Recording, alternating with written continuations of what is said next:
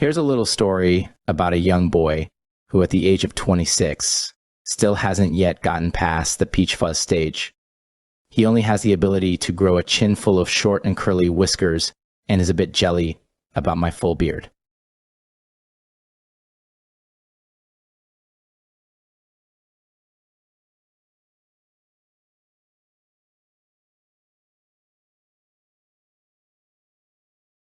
He also doesn't think that I'm a news outlet and thinks that the people who follow my social media accounts are psychotic. I do release most of my videos as news though, and this may be news to most of the people who watch my channel, maybe even news to his fellow co-workers that work at the Easy Clean car wash with him. Yes, you heard right.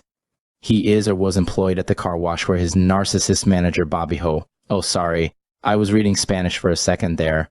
I mean, his manager, Bobbi-Jo Walton, called her husband to attack me because I was recording the construction at the car wash, and the cops wouldn't come stop me from exercising my First Amendment right to free press while I was recording from the public sidewalk. He even thinks that the police themselves have the abilities to create laws to stop people from a constitutional right to record in public.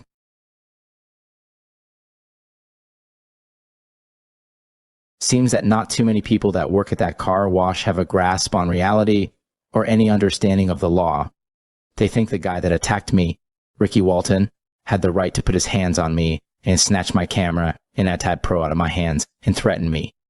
He thinks that was okay, but that I didn't have the right to defend myself against my attacker. His ignorance doesn't surprise me though. Come to find out, he just doesn't think it's okay for victims to defend themselves against attacks, even when the victim is a pregnant woman with his child in her stomach.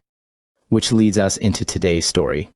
Here's some of the reporting officers' narratives for some of this young, hairy-chinned boy's criminal charges, starting with this aggravated battery on a pregnant woman and a charge of domestic battery by strangulation. On August 19, 2018, the defendant grabbed the victim by her shoulders, pushing her against a wall. He then grabbed her by the throat and squeezed, interfering with her ability to breathe. This was evidenced to me by the statement of the victim, as well as two independent witnesses. The defendant and victim are in an intimate relationship and reside together as a family. The victim was also pregnant at the time of this offense. The defendant knew the victim was pregnant, as he advised he knew, and also advised they had just celebrated with a baby shower the previous day. The sheriff's office is recommending high bond due to the victim being pregnant. End of that narrative. About a month later, the victim filed a motion not to prosecute, and on 10/18, Jared Michael Scharber entered into a plea deal for time served plus court costs, and the case was closed. Jared laid low for a year and a month before his next criminal charge of felony battery. The officer's narrative reads as follows. On November 14, 2020, at approximately 18:05 hours, the victim and defendant were in an argument which turned physical when the defendant struck the victim with an open right hand against the left side of the victim's face against her will. The victim had a red mark on the left side of her face, which was consistent with her statements. The victim and defendant have been in an intimate relationship for approximately 11 months and have been living together as a family for the same time. The defendant has a prior battery conviction reference case number. The defendant stated at no point did he strike the victim. The defendant was arrested and transported to the District 1 office for G4 seconds transport without incident. The end of that narrative. Jared Scharber was issued a no-contact order and just over a month later violated the order and was arrested for a charge of pretrial release condition violation. The officer's narrative reads as follows. On the above listed date and time, I responded to the above listed location in reference to the defendant violating an active no-contact order. The witness, who owns the residence, informed me the defendant lives at the above location with him and is not supposed to have contact with the victim. The defendant informed me he is in a romantic relationship with the victim. The witness informed me the victim was currently inside the residence, despite not being allowed in the defendant's presence.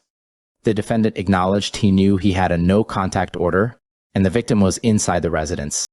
A search in CCS shows an active court case number and has an active no-contact order.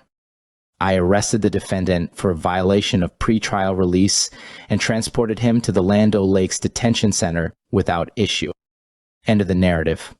A couple months later, Jared pled no contest to the charges and was sentenced to 60 days in the county jail with credit for time served for the 59 days he was in jail awaiting trial. Just when you think it cannot get much worse, this hairy-chinned boy proves his manliness by punching his child while it is still in its mother's womb. Here's the officer's narrative in that case against him for domestic battery on his baby mama. On April 15, 2021, at approximately 0900 hours, the offender, Jared Michael Scharber, punched the victim, redacted, in the face, causing minor injury. The victim also advised the offender punched her in the left eye the previous day, 4/14, causing swelling and bruising. Victim stated, Jared has also punched her multiple times in the stomach area due to her being late in regards to her menstrual cycle. I observed multiple 2 to 4 day old bruises to victim's stomach area, along with the bruise to her left eye. Victim advised this occurred in an apartment which they lived together in. She stated, during all physical occasions, Jared restricted her movement by standing in the doorway and not allowing her to leave. That is the end of that narrative. I hope you've enjoyed this news release and I appreciate you watching it.